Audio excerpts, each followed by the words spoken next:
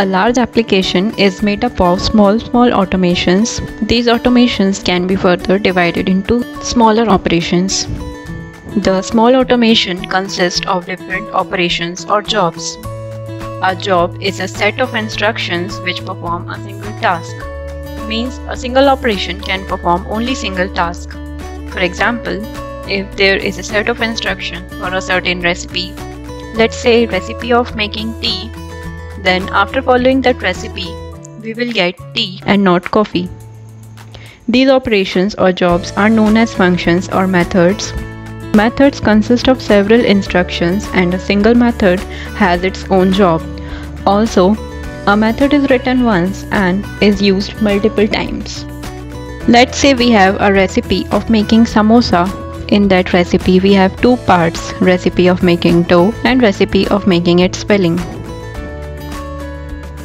These two recipes are entirely different and these two different recipes can be used in different dishes.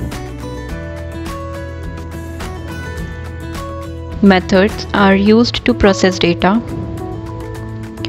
Now there are two broad terms, data and data types. Data is something which contains information. We are everywhere surrounded by data. Your name is data, your age is data, your school name is data, your birth date is data. In a nutshell, our each information is data. The type of data determines its data type.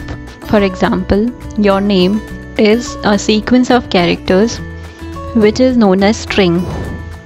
If there is a single character, it is known as character. If there is something integral like your age, it is of integer data type.